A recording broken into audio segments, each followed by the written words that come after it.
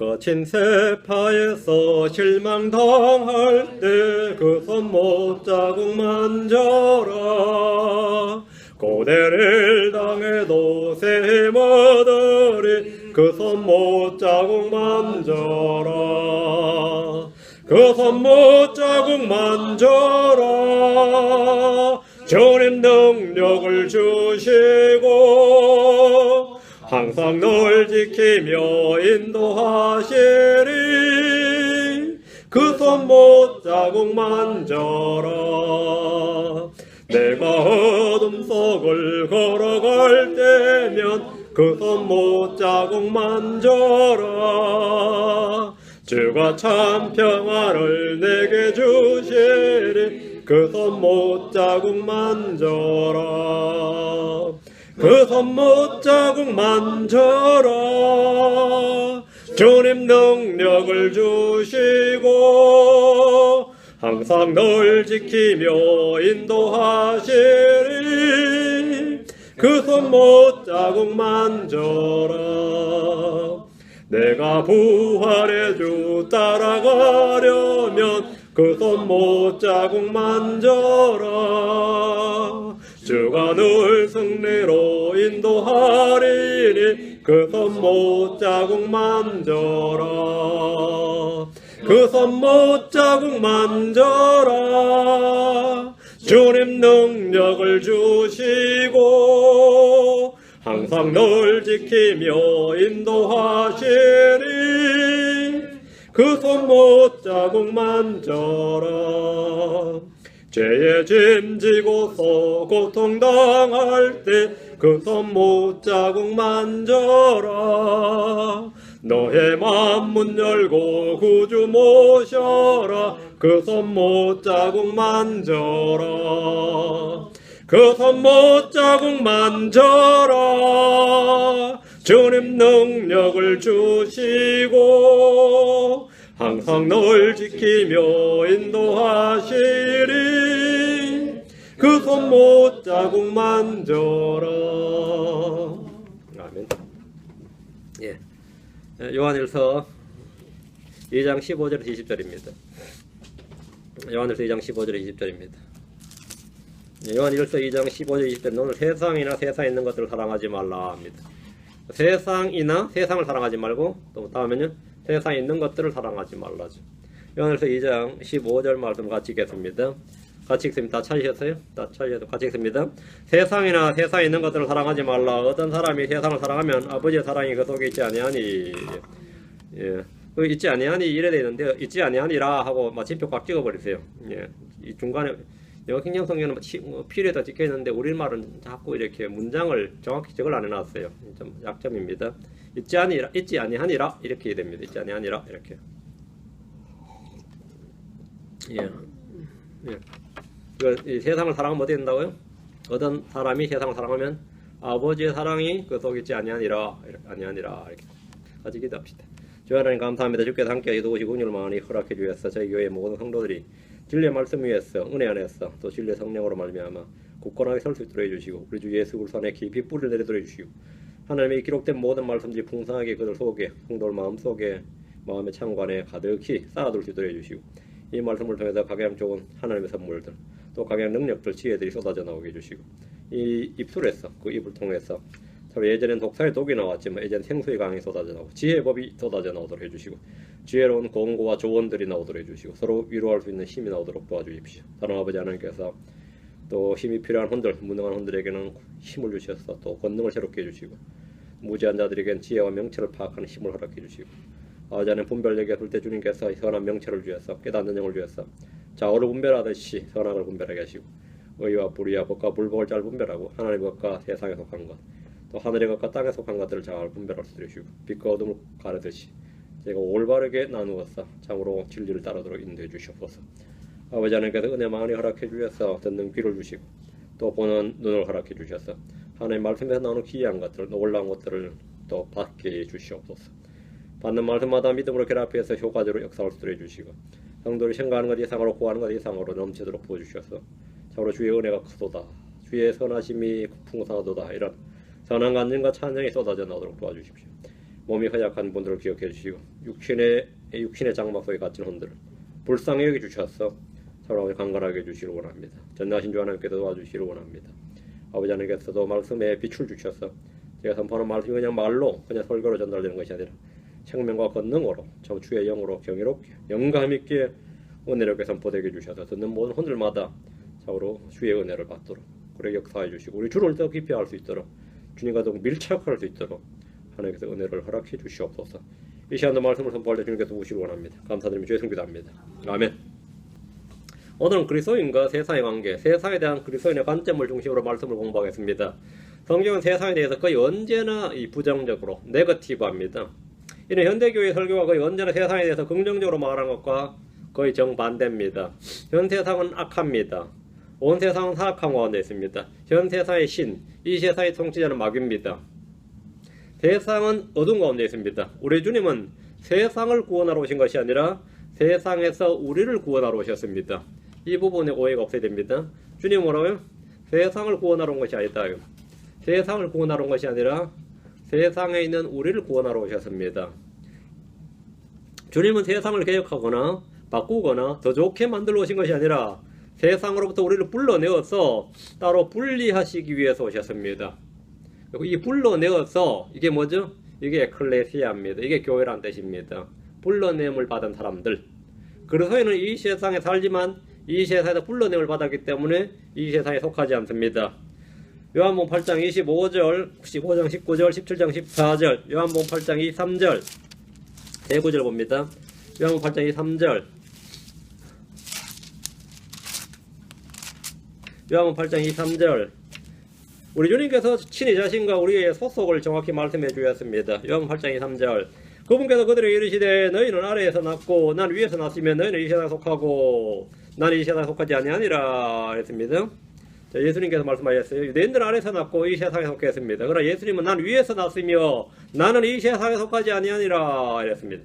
나는 위에서 났으며 나는 위에서 났으며 나는 이 세상에 속하지 아니하니라. 육신은 모두 아래에서 났고 이 세상에 속합니다. 그러나 크리스천은 거듭난 자들입니다. 거듭남은 하나님으로서 난 자들로서 세상에 속하지 않습니다. 15장 19절 15장 19절 너희가 세상에 속하였으면 세상의 자의 것을 사랑하였으리라. 그러나 너희가 세상에 속하지 아니하고 도리어 내가 세상에서 너희를 택하였으므로 세상이 너희를 미워하느니라. 세상과 우리의 관계는 뭐죠? 세상이 우리를 미워하는 관계입니다. 세상은 우리를 미워한다 이거죠. 하나님에게서 난 자는 위로부터 난 자고 세상에 속하지 않습니다. 그래서 세상이 우리를 미워합니다. 우리는 모두 자신의 소속을, 이 아이덴티티를 정확히 알아야 됩니다. 이 세상에 살고 있지만 이 세상에 소속되어 있지 않다는 겁니다. 이로와서 17장 14절 17장 14절 내가 아버지의 말씀을 그들에게 주매 세상이 그들을 미워하여 싸우니 이는 내가 세상에 속하지 아니한 것 같이 그들도 세상에 속하지 아니하기 때문이니이다. 세상에 속하지 그들도 세상에 속하지 아니하기 때문이니이다. 예수께서 위에서 났고 세상에 속하지 아니한 것처럼 모든 크리스천들은 세상에 속하지 아니합니다. 그래서 세상이 크리스천들을 미워하는 겁니다.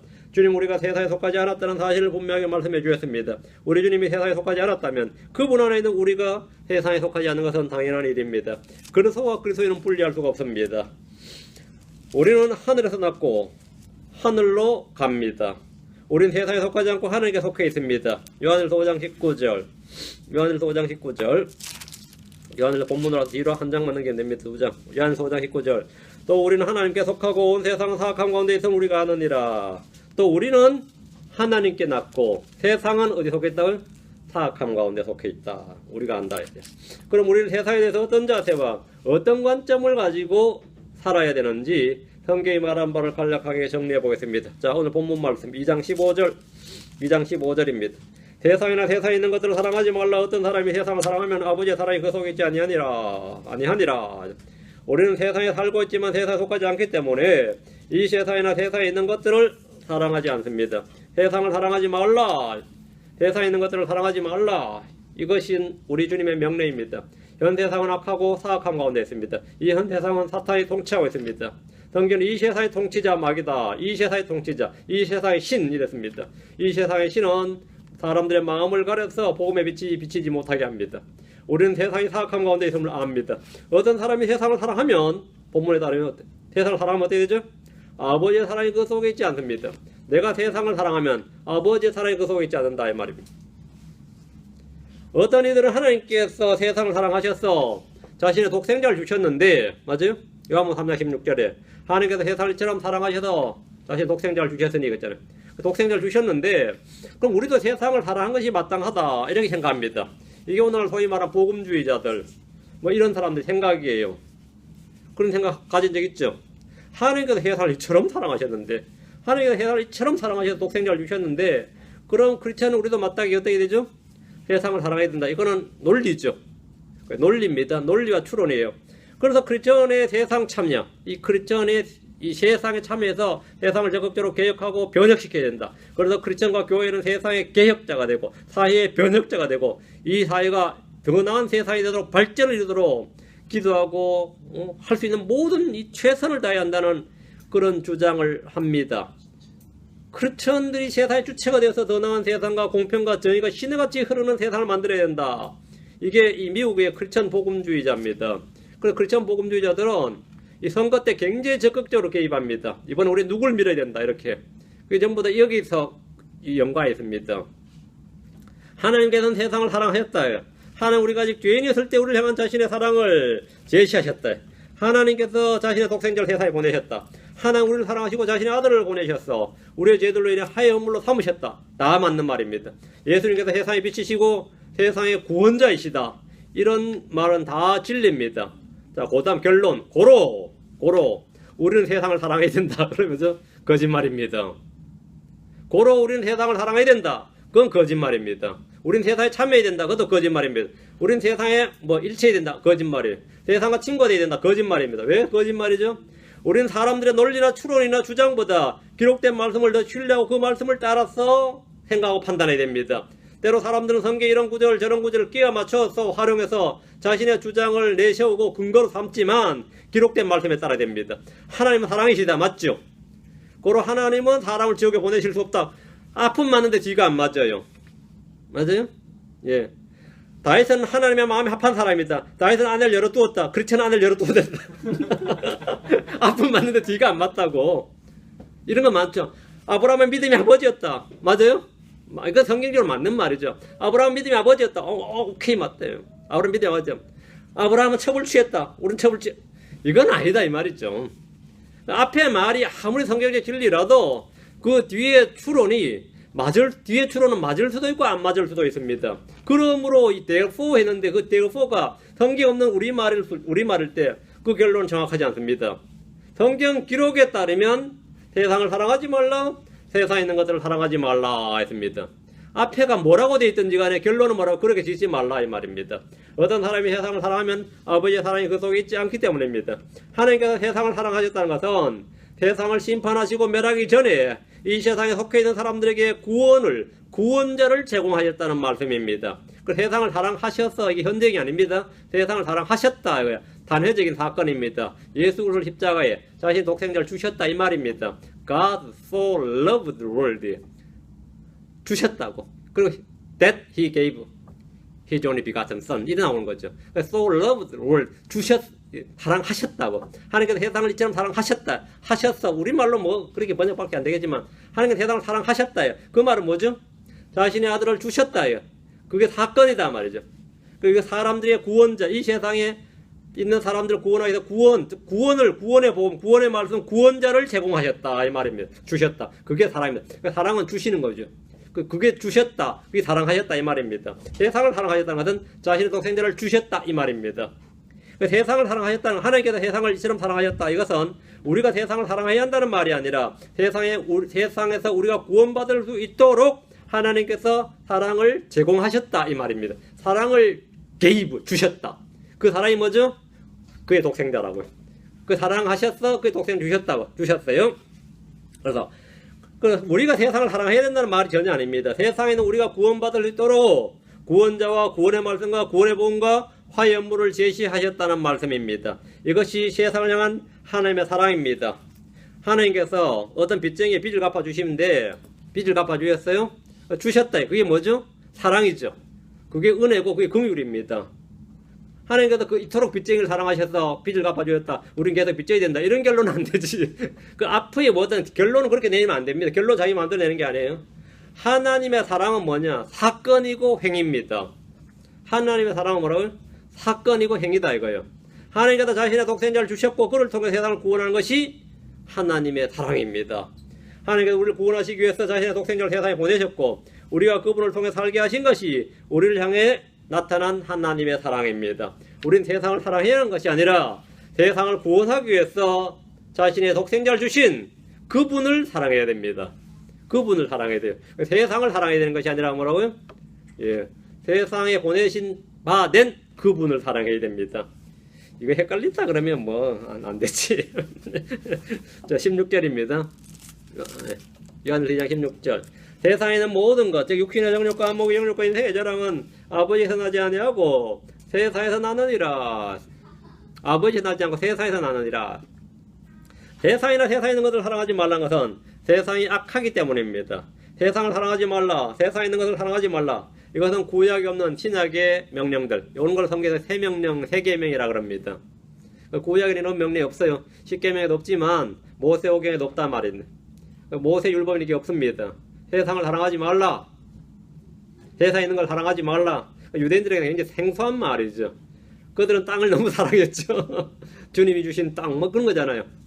그렇기 때문에 이것은 구약이 없는 신약의 명령들입니다. 새 명령들입니다. 구약 어디에도 이런 언급이 없습니다. 그러나 신약에는 세상에 대한 많은 명령들이 주어져 있습니다. 세상을 사랑하지 말라. 세상에 있는 것을 사랑하지 말라. 아버지 사랑이 거하지 않는다. 세상에 친구가 되지 말라. 하나님과 원수된다. 세상에 동화되지 말라. 변화를 받으라. 세상을 십자가에 못 박고 세상을 십자가에 못 박고 십자가에 못 박히라. 그리스도로 말미암아. 세상에서 분리되라. 세상에서 빛을 비추고 증언하라. 세상이 악하다는 걸 증언하고 세상은 심판 아래 있다. 하나님의 정죄 아래 있다는 걸 증언하라. 이거죠. 그럼 세상은 뭐라? 우리를 미워한다. 세상을 우리를 십자가에 못 박는다. 이것이 세상에 대해서 우리에게 주신 하나님의 명령입니다. 세상에서 높임을 받는 것은 하나님 눈에 가증한 것입니다. 구약 성도들에게는 뭐였어요? 그것이 복이었어요. 신약에 선 것은 가증한 일입니다. 이것이 바로 말씀을 올바로 나누어야 되는 일입니다. 세상의 염려와 재물의 속임수, 이것은 하나님의 말씀이 우리 속에 들어온 하나님의 말씀을 숨막히게 해서 열매 맺지 못하게 합니다. 자, 세상은 악하다는 것입니다. 세상의 외형은 사라집니다. 세상의 통치자 이 세상의 신은 마귀입니다. 세상에 있는 것들은 육신의 정욕과 안목의 정욕과 인생의 자랑입니다. 세상은 불에 타서 멸망합니다. 주님은 이 세상을 위해 기도하지 않으셨습니다. 내가 세상을 위해 기도하지 아니하고 이랬죠. 우리는 당연히 세상을 위해 기도하지 않습니다. 주님은 세상을 구원하는 것이 아니라 우리를 세상에서 구원하십니다. 우리는 세상에 살지만 세상을 위해 살지 않고 세상을 대적하며 세상을 정죄하고 세상에서 분리됨으로써 세상에서 미움을 받으며 삽니다. 하나님 우리를 세상에서 건지셨고 또 세상에 보내셨습니다. 왜 보내셨어요? 증언하러 보내셨습니다. 세상으로 보내셨다예요. 우리가 할 일은 세상에서 그분을 증언함으로 혼들을 이 세상에서 건져내는 것, 구원하는 겁니다. 덕분에 우리는 세상에 오물같이 취급받고 세상의 전염병자로 인식되거니와 때로는 세상에 살만한 가치가 없는 놈들로 여겨집니다. 이런 놈들을 할 때 this fellow, 이런 놈들을 세상에서 살만한 가치가 없는 놈들이라 이거 없애버려요. 세상의 전염병자, 이 전염병자가 패스트입니다. 중세 흑사병이란 말이에요. 크리스천들은 뭐라고요? 전염병자다요. 이 크리스천들은 뭐 오늘 얼마나 미움을 받아요. 세상의 전염병자, 또 세상의 오물, 뭐 이렇게 인식을 받습니다. 사람들은 사도 바울을 고소하기를 사도행전 24장 5절에 우리가 보면 이 사람은 전염병 같은 자요 세상에 두루 퍼진 모든 유대인들 가운데서 선동을 일으키는 자이며 나사렛 사람들의 분파의 주모자인데 그 사도 바울이 받았던 그 제목이 뭐였냐면 세상의 전염병자. 세상의 전염병자예요. 또 뭐라고요? 예, 선동을 일으키는 자, 트러블 메이커. 그리고 나사렛 사람들의 분파의 주모자. 이건 세 번째 맞을 겁니다. 나사렛 사람들의 주모자죠. 바울 사도 역시 스스로 고백하기를 고린도서 4장 13절에 우리는 이날까지 세상의 오물같이 되고 모든 것에 찌꺼기가 되었노라. 세상의 오물, 모든 것에 찌꺼기. 어떤 건지 알겠죠? 그렇게 되었다요. 우리는 그렇게 되었다요. 오늘 세상에 높임받고 세상의 영웅이 되는 사람들은 하나님 눈앞에서 가증히 여김받는 겁니다. 그 목사님 인기 좋으시던데 그러면 끔찍한 이야기지. 목사님 인기 좋으시는데요. 어디서나 뭐 칭찬이 자자하던데요. 그러면 이거 아주 상당히 조심해야 됩니다. 상당히 조심해야 돼요. 나는 본래부터 뭔가 달랐어요. 이제 때가 된 거지. 그런 자세가 나오면.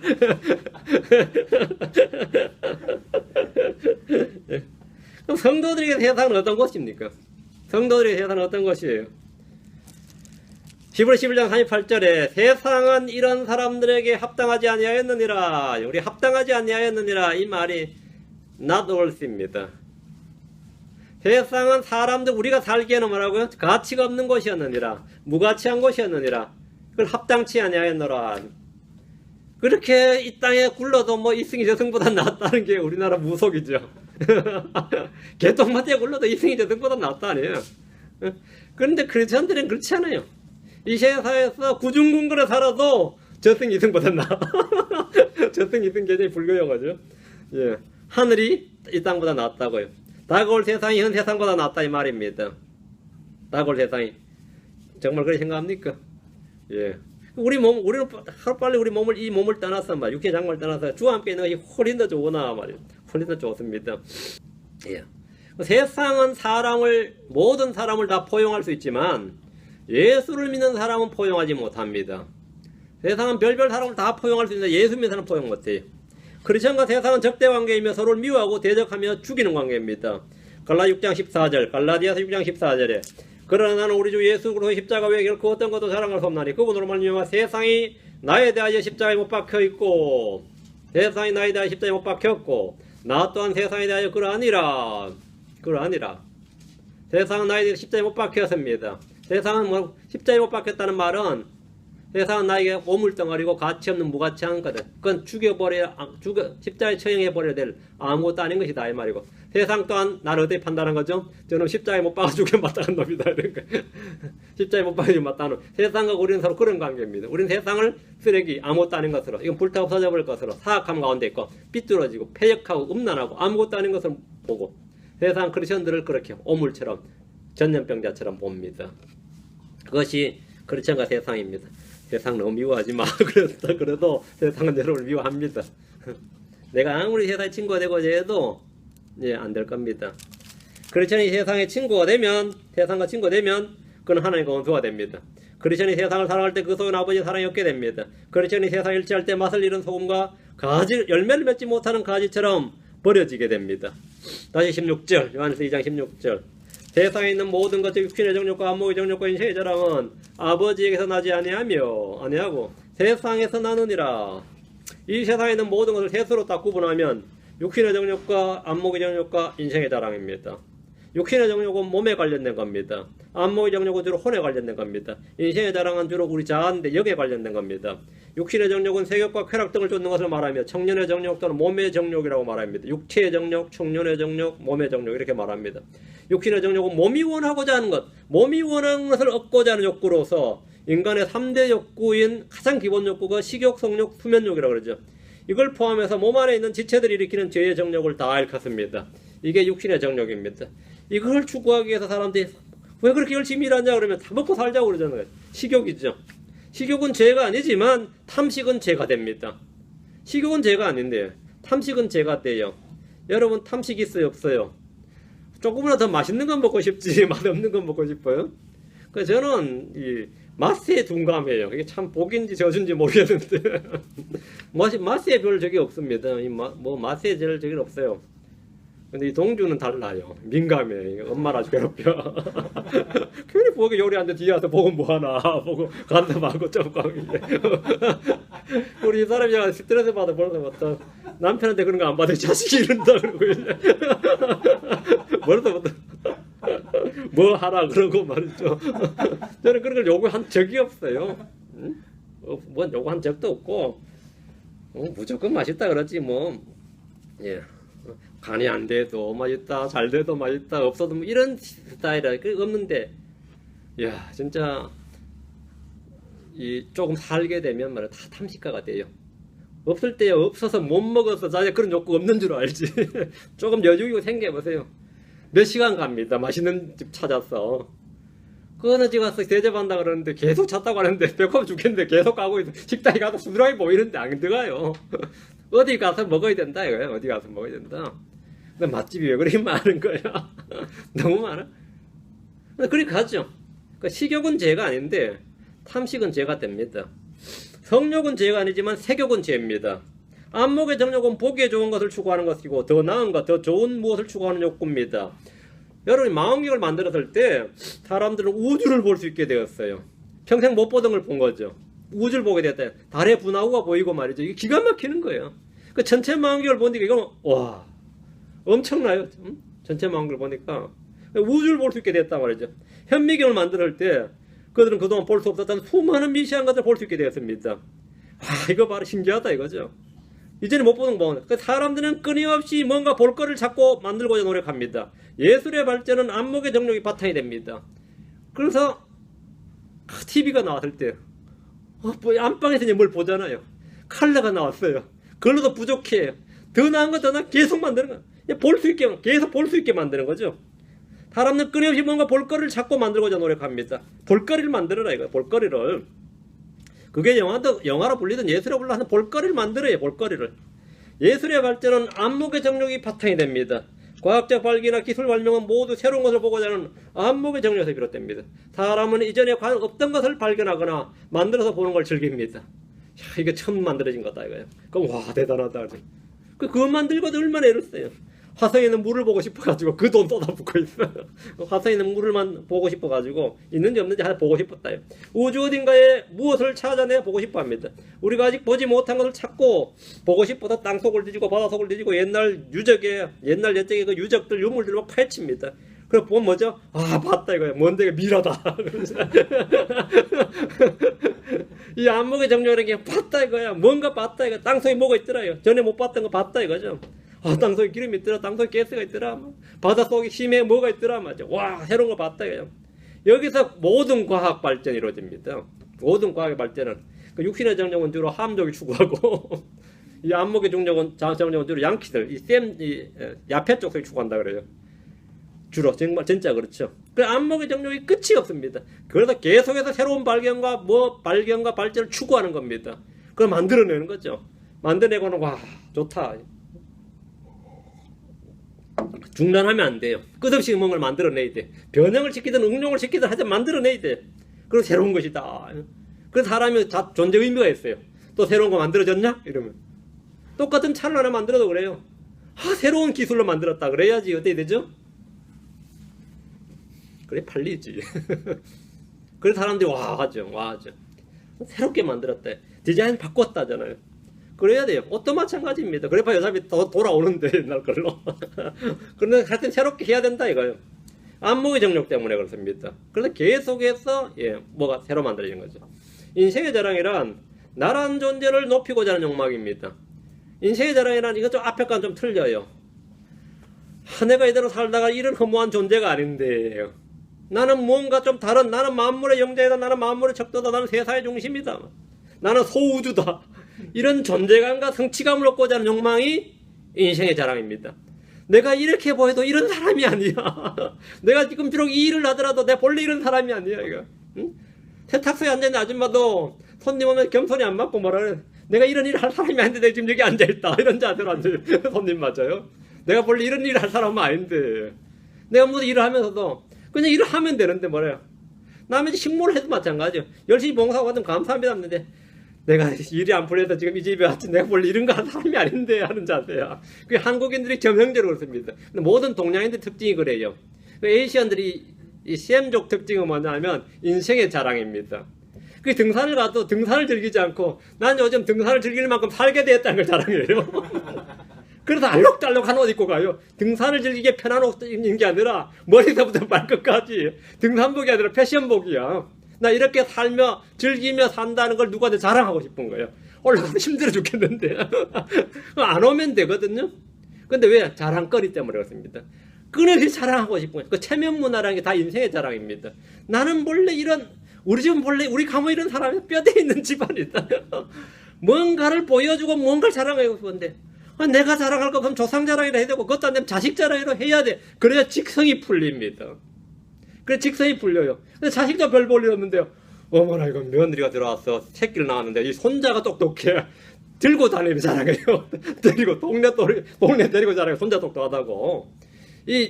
이거는 이 함족이나 배쪽성이 별로 없는데 이 셈족의 특징입니다. 셈족의 특징은 기본적으로 인생의 자랑이 깔려 있습니다. 인생의 자랑이. 여러분 생각해 보시면 될 겁니다.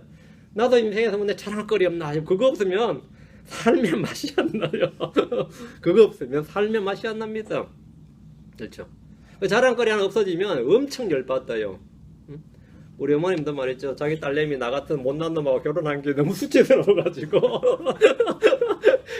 하나 며느님의 사이가 말이야 판사나 검사나 좀 돼야 되는데 어디에서 그 가짜는 목사가 와가지고 지금까지 분노하고 있어요. 자랑거리 하나가 없어요. 이 똑똑한 딸내미, 이쁜 딸내미를 말이야. 자기 자랑거리 하나 망가뜨려 놨다 이거야. 인생에 저런 거 잘 이해합니다. 왜? 인생의 자랑이거든. 그렇죠. 너무 잘난 아들이에요. 그렇게 자랑해요. 자기 머리하고 한대요. 아들 데려가는 사람 봤거든요. 아들 왜 데려가냐 했길래 진짜 잘 났어요. 그 애가. 그 자랑하려고. 그 미장원에 오른 아줌마들한테 지 아들 자랑하려고. 아들 잘생겨서 누구 아들이고 했길래 내 아들이야. 그런 거예요. 응? 데리고 가요. 실제로 장터도 데리고 가고요. 집에 놀려야 되는데 일부러 데려갑니다. 그 집에 인물 좋대. 요게 셈족의 특징입니다. 이게 세상에 있는 모든 것이 육신의 정력과 안목의 정력이 인생의 자랑이다 이거죠. 응? 사람은 누구나 자신을 아무것도 아닌 존재가 아니라 뭔가 될 수 있는 존재, 본래 뭔가 되었던 존재라고 생각하고 싶어 합니다. 인생의 자랑이란 사람은 그냥 자연의 일부나 동물의 한 부류가 아니라 더 높은 존재고 더 다른 차원의 어떤 존재가 될 수 있다는 욕망과 욕구입니다. 모든 종교가 이걸 추구합니다. 인류의 모든 종교는 다 셈족에서 나오는 겁니다. 그게 불교든 힌두교든 말이죠. 유교든 도교든 이 동양 종교라 그러지. 동양 종교. 동양 종교 기본적으로 정신을 추구해요. 나는 어떤 존재인가? 인생의 자랑을 만들어라. 이거 인생의 자랑을. 모든 종교가 이걸 추구하는데 사람은 불멸의 존재든지 뭐 신이 될 수 있다든지 성불할 수 있다. 초월적인 존재가 될 수 있다.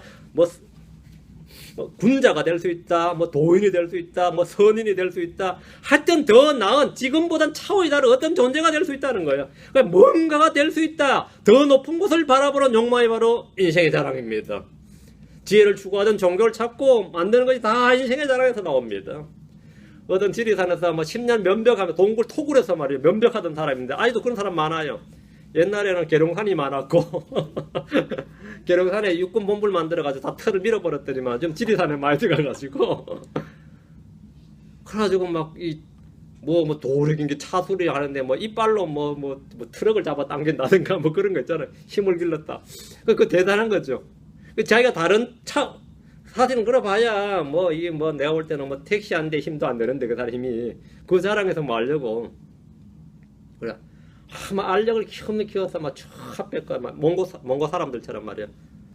쫙 안 보이는 남들은 못 보는 것도 본다는 거예요. 그래봐야 뭐 망원경으로 보면 다 보이는데 그죠? 사람이 능력해봐야 아무것도 아닌데 그 동양 사람들은 기본적으로 자기 자신을 개발해서 더 나은 존재가 되는 걸 목표로 해요. 근데 양키들은 서양 사람들은 그 미친 짓도 왜 하냐 이거 더 나은 도구를 만들어 버려. 무슨 말인지 아세요? 그게 차이야. 그 스포츠에도 그래요. 얘들은 힘을 기르면 운동화를 더 좋은 거 만들고 그런 걸 연구를 해요. 그래서 이게 기록을 단축시키려고 그러고 한국 사람은 정신력이야 이렇게 말해요. 정신을 차려야 돼요. 마음을 다 왜 안 되겠냐 뭐 이런 식이에요. 이 사고가 틀립니다. 뭐 추구하는 목표 지향점이 틀려요. 그 인생의 자랑이다 말이에요. 이쪽은 그게 다 인생의 자랑 나온다. 에덴의 이브가 시험을 받았다는 것이 이 세 가지입니다. 선악을 알게 한 나무 실과를 보았을 때 속에는 이 세 가지 욕구가 일어났습니다. 우리 창세기 3장 6절에 보면 여자가 보니 그 나무가 먹기에 좋고 눈으로 보기 아름다우며 사람을 지혜롭게 할 만큼 탐스러운 나무이므로 그녀가 그 나무 열매를 따서 먹고 자기 함께한 자기 남편을 주며 그거 먹으니라. 요금 세 가지가 나오죠. 먹기에 좋고 이게 육신의 정력입니다.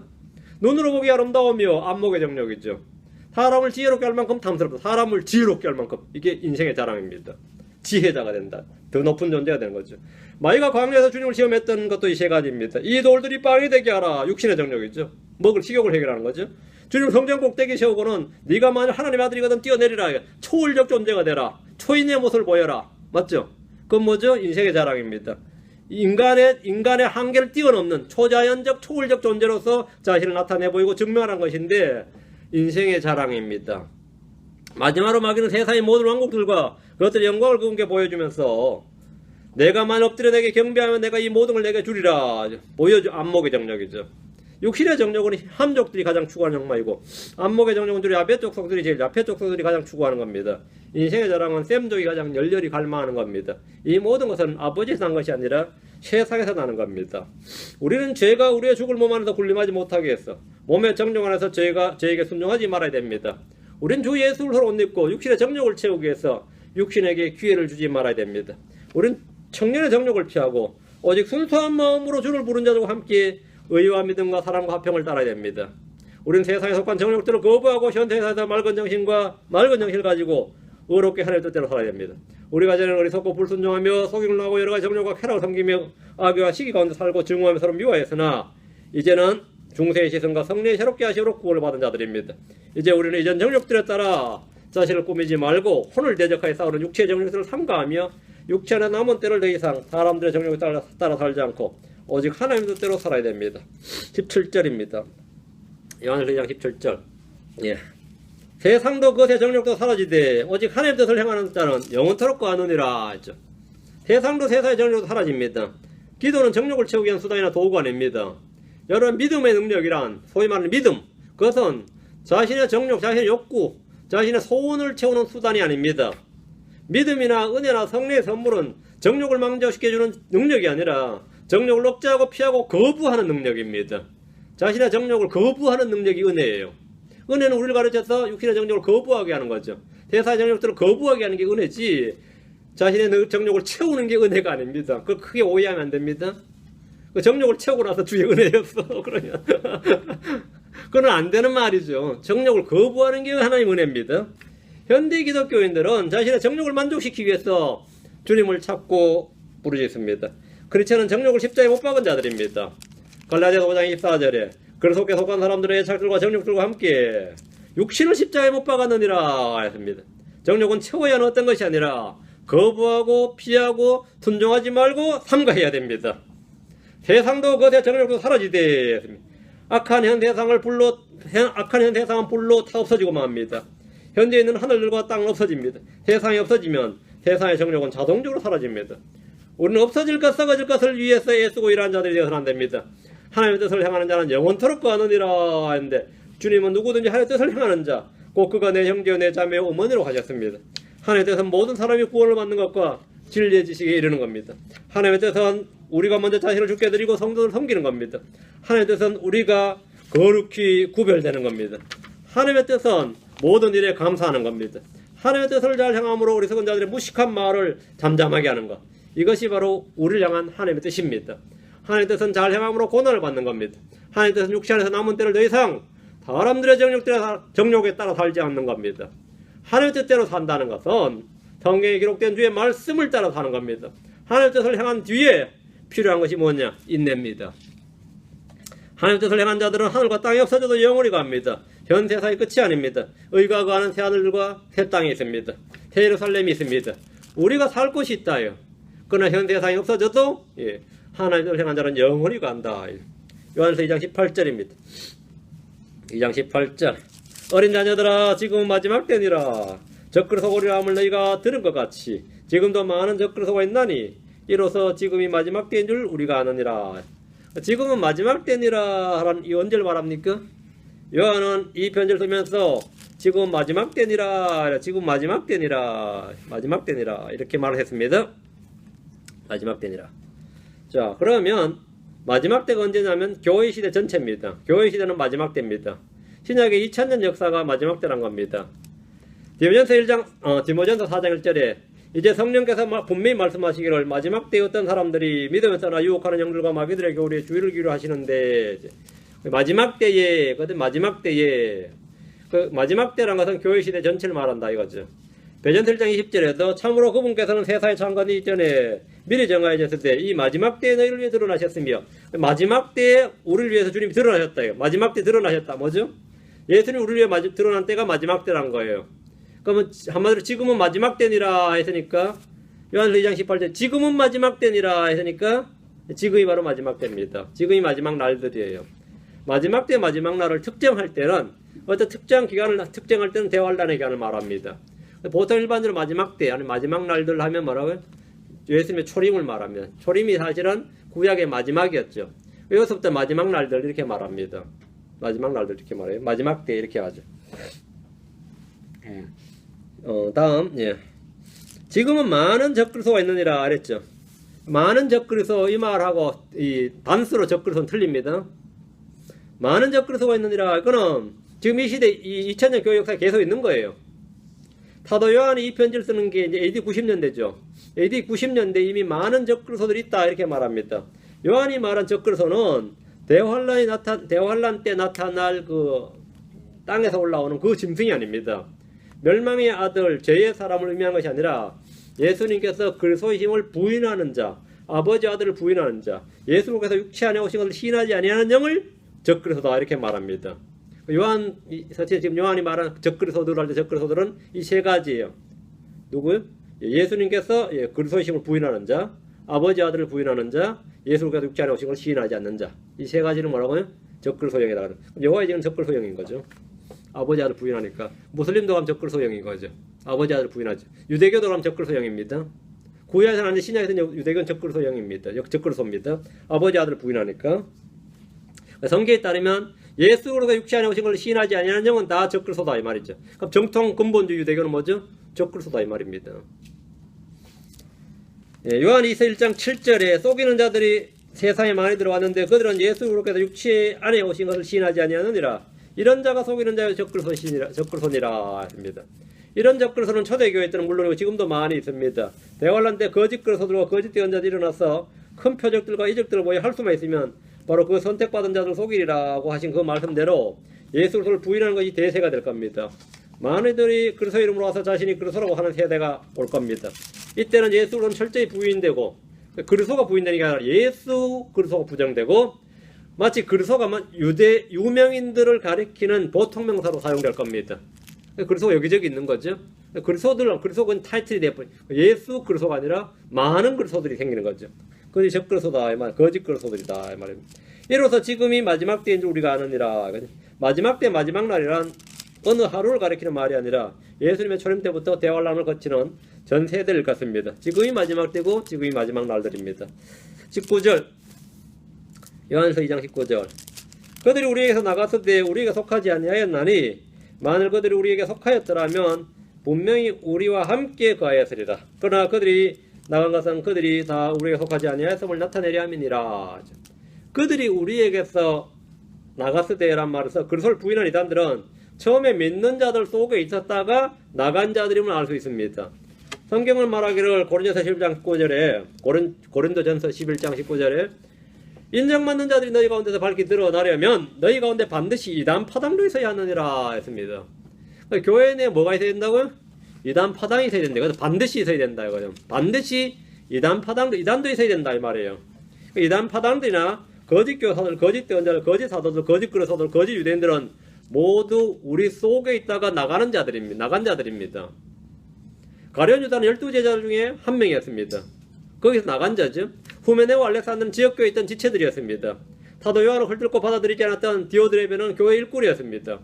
우리에게서 나갔을 때 우리에게 속하지 아니하였으니 이란 말씀대로 이들은 사도들의 교리와 교제 안에 머물지 않았습니다. 있다가 나갔는데 본래 속하지 않았다 이 말이에요. 그들이 우리에게 속하였더라면 분명히 우리 함께 거하였으리라 하죠. 사도들의 시대에 사도들을 대적하고 사도들의 교리를 반박하면서 교제를 끊었던 자들이 있었습니다. 이들 중에는 부활이 없다고 말한 자들이 있었고 부활이 지나갔다고 하면서 어떤 사람들의 믿음을 뒤엎기도 했고 예수는 육체로 오신 분이 아니다, 영체다, 뭐 별별 게 다 있었죠. 그리고 말씀을 부패시키는 자들이 있었고요. 정죄받을 이단 교리들을 몰려들어와서 자기들 사실 주마제 부인하는 거짓 교사들도 있었습니다. 그래서 신성을 부인한 자들도 있었고 반대로 그래서 인성을 부인한 자들도 있었습니다. 이런 모든 자들은 뭐라고요? 그들이 우리에 속하였다라면 분명히 우리 함께 하였으리라 하는데 이렇지 않고 나갔다 이 말입니다. 19절 지금 후반부 그러나 그들이 나간 것은 그들이 다 우리에게 속하지 아니하였음을 나타내려 함이니라. 왜 나갔냐 이거예요. 이런 가르침은 교회 내에 용납이 안 되죠. 그래서 그거는 이제 그런 간섭을 받기 싫다 이거예요. 그러니까 사도들의 교리와 교제에서 떠났다는 것은 그들이 사도들이 증언하고 쓴 서신을 인정하지 않았다 이거죠. 초대교회에서는 이미 다른 예수, 다른 영, 다른 복음을 자네들이 많이 섰고 얘들은 말씀을 부패시키며 주를 부인하기까지 했습니다. 유대인들 중에 특히 이런 자들이 많이 있었습니다. 사도 바로 이런 자들에 대해서 고린도후서 11장 13절 15절 앞으로 고린도후서 11장 13절 15절 고린도후서 11장 13절 15절 그러한 자들은 거짓 사도요 속인 일꾼이며 자기를 그리스도의 사도로 가장하는 자들이니라. 거짓 사도요 속인 일꾼이요 가장하는 자들 위조자들이다. 그것은 결코 놀랄 일이 아니 사탄도 자기를 빛의 천사로 가장하느니라. 그러므로 그의 사역자들 또한 의의 사역자로 가장한다 하여도 그것은 결코 큰 일이 아니니라.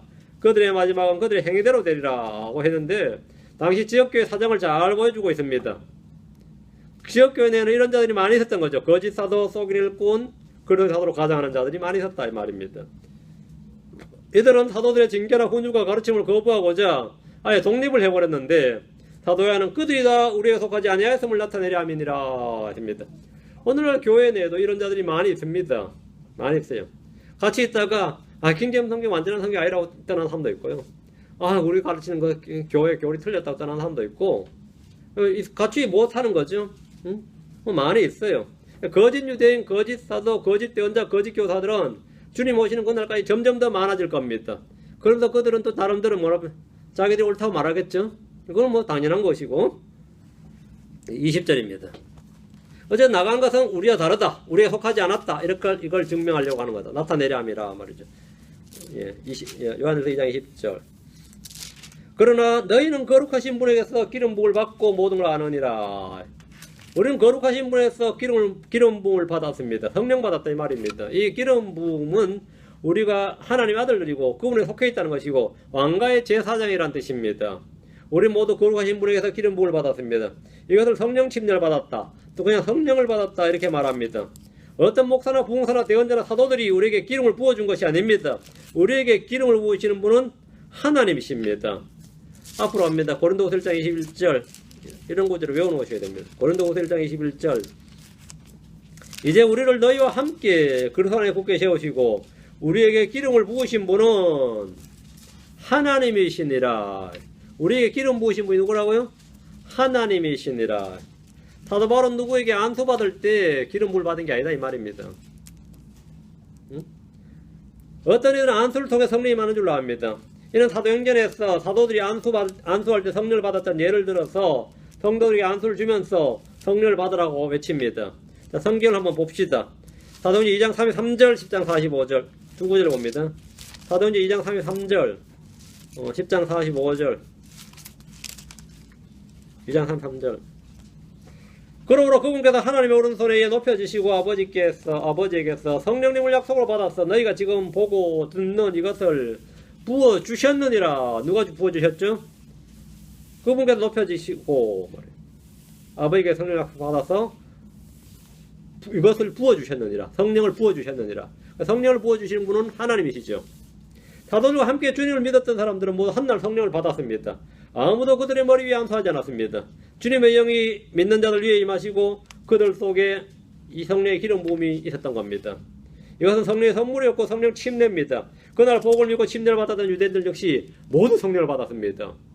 사도들하고 함께 있었던 120명만 받은 게 아니라 그날 침례받은 1000명이 다 받았다 이 말이에요. 그럼 어떻게 알 수 있어요? 그 후로도 5000명으로 늘어나고 막 그랬죠. 그들은 다 성령 받았어요. 그걸 어떻게 알 수 있냐면 사도행 10장으로 갑니다. 그럼 믿는 이방인들은 어떻게 성령을 받았느냐? 똑같습니다. 믿는 이방인들이나 사도들이나 제자들이나 그때 침례받았던 사람 예루살렘에 있는 유대인들은 다 똑같다 이 말이에요. 사도행 10장 45절 할례자들에 속한 자들로서 믿은 자들 할례자들에 속한 자들 믿은 자들 하면 유대 바리새파 크리스천이에요. 유대인 크리스천들로서 말이에요. 곧 베드로와 함께 온 자들이 이방인들 위에도 성령님을 선물로 부어주시는 것으로 인해 다 논란이라. 누가 부어줬죠? 베드로가 부어준 건 아니죠. 사도들이 안수한 거 아닙니다. 고넬료와 그 가족들이 누가 부어줬어요? 하나님이 부어주신 거죠. 이방인들은 베드로가 전한 복음을 듣는 중에 성령님을 받았습니다. 하늘로부터 성령이 임했어요. 하나님은 유대인들이 본 앞에서 믿는 이방인들 위에다가 성령님을 선물로 부어주셨습니다. 아무도 그들 위에 안수하지 않았습니다. 아무도 그들에게 성령을 받으라고 외치지 않았습니다. 믿습니까? 이러지도 않았어요. 응? 아무도 그러지 않았대요. 성령 받으라, 물 받으라, 막 그런 거 있죠? 그거 안 했어요. 이 어느 날 집회 가보면 말이죠. 성령을 내릴 수 있는 능력이 있는 사람처럼 행세하는 부흥사들이 가끔 있습니다. 지가 성령을 어떻게 내려요? 성령을 어떻게 내려? 비도 못 내리는데. 성령을 하늘에서 성령 내려다가 성도를 부어줄 수 있는 것처럼 외치다가 안 되면 불 끄라 그래가지고 말이죠. 위에서 후레쉬라이트 막 비추어요. 실제 그런 목사들이, 그런 부흥사들이 실제 많이 있습니다. 후레쉬 말에서 막 비추어요. 지금 강단 좀 높다고. 별 미친놈들 다 있어요. 후레쉬 막 비추면서 성령 받으라 그래요. 실제로. 진짜 황당하죠. 근데 그 후레쉬 한번 비춰지면 여러분 어떨 것 같아요? 기뻐해요. 그게 핵심 그거야. 사람들에게 좋아한다 이 말입니다. 그걸 결코 가증하거나 그렇게 안 한다 이거죠. 그래서 그게 먹히는 겁니다. 믿을 때 하나님은 그들에게 성령을 풍성히 보여줘야 합니다. 유대인과 이방인의 차별이 없습니다.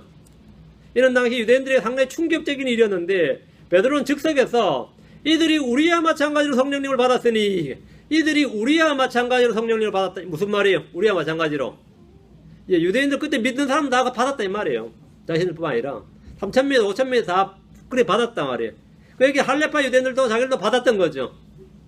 할레파에 속한 유대인들, 믿는 유대인들도 받았는데 우리와 마찬가지로, 베드로가 지금 우리와 마찬가지로 하면 여기 모여있는 유대인들을 말하는 거예요. 유대인 크리스찬들. 그러니까 이 이방인들이 지금 우리와 마찬가지, 사도인 자기나 여기는 할레파 유대인이나 다 우리와 마찬가지로 성령님을 받았으니, 성령을 받았어요. 누가 물을 금하여 이들이 침례를 받지 못하게 하겠느냐? 성령 침례 받고 물 침례 받는 겁니다. 물 침례 받고 성령 침례 받는 거 아닙니다. 성령 받고 나서 물로 받는 거예요. 또 물 침례 주면서 성령 받으라고 그러면 안 됩니다. 그건 아무 상관없습니다. 예. 그러면서 믿는 유대인들에게 했던 대로 그들에게 침례를 줬어요. 이방인들도 침례를 줬어요. 자, 로마서 5장 5절, 디도 3장 6절. 예전에 제가 사도행전 강의한 것들도 여기 다 있으니까요. 한번 홈페이지에 찾으셔서 여러분이 사도행전 한번 공부하시고 더 공부하시기 바랍니다. 저희가 다시 사도행전 본문 공부하기는 한참 뒤일 것 같으니까요. 한 10년 뒤나 합니다. 로마서 5장 5절, 디도 3장 6절. 도마에 우리를 부끄럽게 하지 아니하며 우리에게 주신 성령님에 의하여, 여기 우리에게 주신 성령님에 의하여 하나님의 사랑이 우리 마음에 넓게 부어지기 때문이니, 우리에게 주신 성령님이란 말씀에 주목하십시오. 성경은 분명히 우리에게 성령님을 부어주셨다 이렇게 말씀합니다. 이것은 느낌의 문제가 아니라 사실에 대한 겁니다. 이것은 체험에 관한 것이 아니라 믿음에 관한 겁니다. 하나님은 자신의 독생자를 주셨듯이 믿는 자들에게 성령을 부어주셨습니다. 우리는 한 성령에 의해서 침례를 받아서 한 몸 안으로 들어왔습니다. 디도서 3장 6절. 예수 그리스도 곧 우리의 구원자를 통하여 우리에게 성령님을 풍성히 부어 주셨으니, 성령님을 풍성히 부어 주셨으니, 주셨다. 하나님께서 예수를 통해 우리의 성령님을 풍성히 부어 주셨습니다. 성령을 받는 일은 율법의 행위나 우리의 의로운 행위에 관련된 것이 아니라 믿음으로 주어지는 선물입니다. 다시 요한일서 2장 20절. 그러나 너희는 거룩하신 분에게서 기름 부음을 받고 모든 걸 아느니라. 너희들은 지금 사도 요한에 쓴 이 편지를 받는 수신자들이 말이에요. 너희는 어떻게 됐다고요? 기름 부음을 받았다잖아요. 너희는 거룩한 분에게서 기름 부음을 받았다 이거야. 너희는 기름 부음이 있다. You have an unction. unction이 기름 부음입니다. From the Holy One. 거룩하신 분으로부터 기름 부음이 unction, 기름 부음이 있느니라. 기름 부음을 가졌느니라. 기름을 받은 기름이 있다 이거예요. 우리는 기름을 받았다 이거예요. 우리가 기름 부음을 받고 아는 게 뭐냐? 모든 걸 아느니라 했죠. 이거 여기다 얹으라. 모든 걸 아느니라. 여기서 모든 걸 아느니라 할 때 그럼 내가 막 만물박하가 된다는 뜻이냐? 그건 아닙니다. 그렇게 이해를 해가지고 말이죠. 난 성령 받아가지고 난 이제 모든 걸 알았어. 나는 성경 공부할 필요 없어. 이런 사람이 있어요. 성경 공부할 필요 없으면 성경 교사가 왜 있겠어요? 응? 가르치는 자가 지역교회 왜 있겠냐고. 여기서 모든 걸 아느니라 할 때 모든 것을 아느니라는 뭘 안다는 말이에요. 모든 것을, 이게 모든 게 뭐예요? 여기서 모든 것은 지금 사도 요한이 본문을 쓰고 있는 이 말씀들을 안다는 겁니다. 자기 형제를 미워한 자는 어디 있다? 어둠 가운데 있다. 이걸 어떻게 알아요? 기름 부음이 있으니까 아는 겁니다. 우리의 죄들이 그분의 이름으로 용서되었다는 것. 처음부터 계신 그분을 알았고 그 사악한 자를 이겼고 아버지를 알았다는 것. 세상을 사랑하면 아버지의 사랑이 그 속에 있지 않다는 것이나 육신의 정욕과 안목의 정욕과 인체의 자랑 아버지에 나지 않고 세상에서 난다는 것이나 세상도 그의 정욕도 다 사라지지만 아버지 뜻을 행하는 자는 영원토록 거한다는 것이나 지금이 마지막 때고 많은 적그리 속아 있다는 것이나 우리에게 속하지 않는 자 우리와 함께 하지만 우리와 함께 하지만 우리에서 나간 자들 나간 것은 우리와 함께 하지 않는다 우리에 속하지 않는다 이런 것은 다 그 기름 부음을 받아서 아는 것이다 이 말입니다. 이런 것이 다 기름 부음을 받고 아는 거예요. 이런 분별력은 이 감정적 이성적 판단이 아니라 우리 속에 부어주신 기름 부음으로 알 수 있는 영적 판단력입니다. 지각력이요. 그래서 저 목사가 가짜다 어떻게 알아요? 어떻게 알아? 내가 그 사람보다 신학 지식이 있는 거가 학벌이 되게 높은 건 아닌데 딱 몇 번 만나보고 저 가짜다 이거. 저 목사는 내가 잘 모르겠지만 저 진짜다. 그런 거 있어요? 저건 어쨌든 간에 저건 진짜다. 저 짜가다 지금. 그 어떻게 알아요? 기름 부음이 있어서 아는 거예요. 이거는 이성적 감성적 판단을 앞서는 뭐가 있다 이 말입니다. 저는 우리가 속하지 않는 영이 다르다. 나하고 믿음이 다르다. 영이 다르다. 안 믿음. 전 알아요.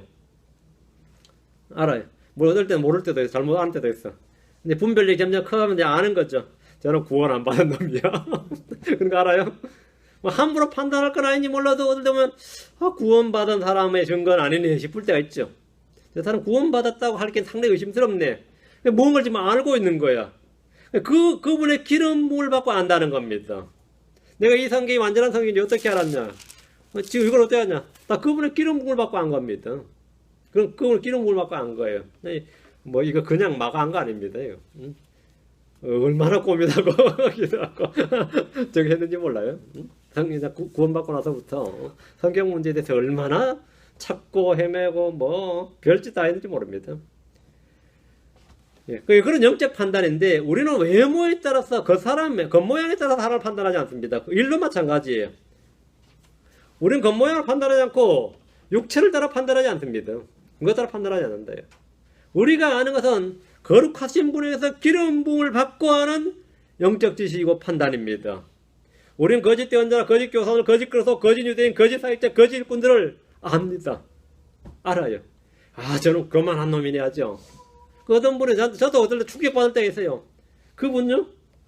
가짜예요. 그래. 그러면 내가 충격받아요. 설마. 뭐 안 접해봐서 몰라. 내가 그게 얼마 했는데 그거 뭐 가짜예요. 여러분 어디 가서 그런 말 하지 마세요. 충격받는다. 어떻게 알아요? 물론 우리가 주관적으로 알면 내가 판단이 틀린 겁니다. 겉모양을 판단은 내가 틀린 판단이에요. 의로운 판단으로 판단했거나 영적인 판단으로 판단해야 됩니다. 우리가 아는 것은 그렇게 알아야 된다. 영적 지식이고 판단해야 된다 말입니다. 우리는 진리를 압니다. 어떻게? 우리 속에 있는 기름 부음을 통해서 압니다. 이걸 어떻게 알았냐 이거. 네가 성경에 있는 이 말씀이 진리다. 이거 사실인 걸 어떻게 아냐 이거. 나는 알아요. 좀 아까 제가 4시쯤 오후 4시쯤이니까 뭐 설교 준비 다 끝나고 이제 뭐 신문을 하나 봤는데 인터넷으로 소돔을 발견했다고 이제 소돔 시티를 고고학적으로 발견했다는 걸 했는데 발견했다고 그 사람은 이제 강력히 주장을 하는데 이건 인비우어도 교수인데요. 이제 뒤에는 추정된다로 이제 해놨어요. 소돔을 발견했다고 해서 그게 소돔이고 발견을 안 했다고 해서 소돔이 아닌 게 아니고요. 그건 사실 상관없어요. 응? 그리고 막 조사해가지고 어느 동굴에서 어느 골짜기에서 성경 사본을 발견했다. 책으로 된 사본인데 이 사본에 따르니까 이거 기독교 2000년 역사가 다 헛것이다. 그런 거 다 쓸데없는 소리예요. 그런 연구 결과 다 쓸데없는. 요즘 화성에다 물 발견했대요. 그거 어떡하라고. 화성에 물을 발견하든 뭐 집터를 발견하든 뭐 어떡하란 말이에요. 그런 거는 우리하고 아무 상관없는 이야기입니다. 상관없는 이야기예요. 우리가 아는 것은 어떻게 아느냐 이거죠. 예. 우리 속에는 기름 부음을 통해 한다 이거죠. 우리는 진리를 압니다. 성령은 진리형이기 때문입니다. 우리는 누가 우리에서 나갈 때 그들이 우리 속에 속하지 않다는 사실을 압니다. 우리 속에는 주의 기름 부음이 있습니다. 나는 내가 하나님의 자녀인 걸 압니다. 어떻게 알아요?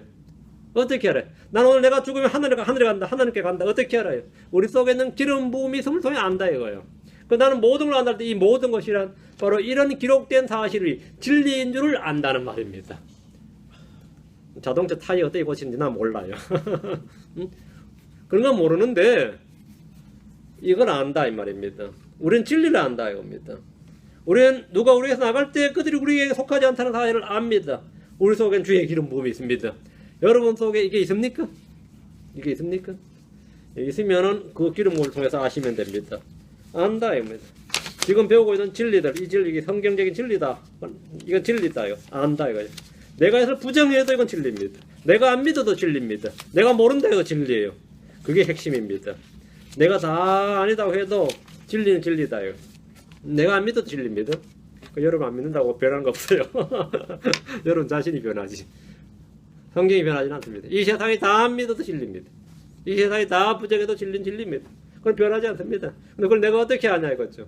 어떻게 합니까? 내 속에 우리 속에 기름 부음이 있다 이거죠. 그래서 모든 걸 아느니라. 난 알아요. 난 알아요. 기도합시다. 네.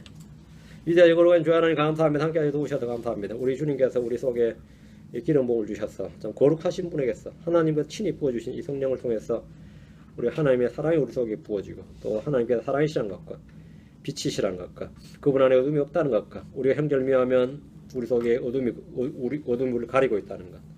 또 아버지는 이 진리와 비진리에 대한 것, 거룩한 것과 속된 것에 관한 것, 하늘에 속한 것과 땅에 속한 것, 하나님께 속한 것과 마귀에 속한 것, 세상에 속한 것과 또 하나님께 속한 것, 이런 모든 것에 대한 진리, 이런 모든 것에 대한 분별력, 이런 영적 지식을 저희 가운데 풍성히 허락해 주셔서 우리가 그분의 기름 부음으로 해서 모든 걸 아느니라 하신 말씀대로 우리가 바른 이 분별력을 갖게 해주시길 간구합니다. 모든 하나님께서 모든 사람의 구원을 받고 진리의 지식이 이르기를 원하시느라 하신 말씀대로 제가 이런 진리의 지식을 붙들고 살아갈 수 있도록 도와주시고 오류의 영에 끌림받지 않도록 해주시길 간구합니다. 늘 아버지는 진리 안에 굳게 서서 정말 이런 것들을 잘 알고 행하는 자들 되도록 도와주시옵소서. 감사드리며 주의 성기도합니다. 아멘. 네, 마치겠습니다. 오 놀라운 곳에 주 예수 내 주 참 능력의 주시로다. 큰 바위 및 안전한 그곳으로 내 영혼을 숨기시네. 메마른 땅을 종일 걸어가도 나 피곤함 몰랐으며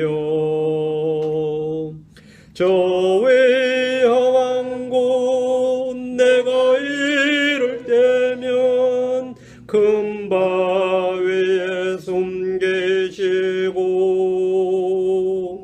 주 손으로 덮으셨네.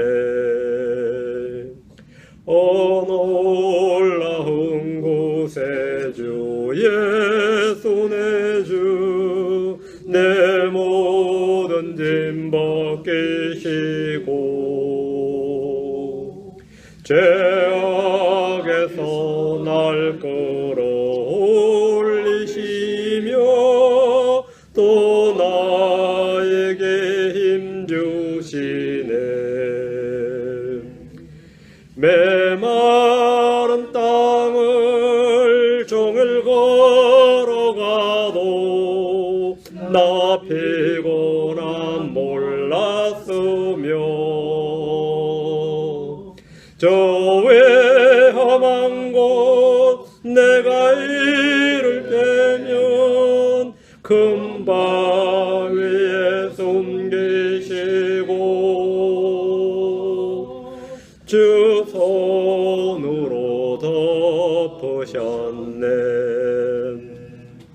청량 못할 은혜로 채우시며 늘 성령에 감화주사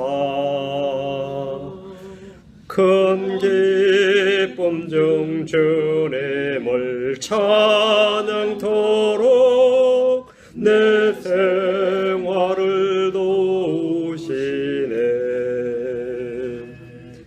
메마른 땅을 종일 걸어가도 나 피곤함 몰랐으며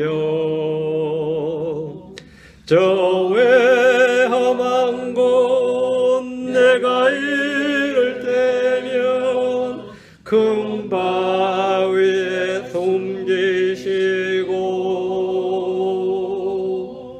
주 손으로 덮으셨네. 주 예수님 공중에 임하실 때 나 일어나 맞이하리. 그 놀라운 구원을 찬송하리. 저 모든 성도와 함께 메마른 땅을 종일 걸어가도 나 피곤함 몰랐으며 저 위에 험한 곳 내가 이를 때면 큰 바위에 숨기시고 주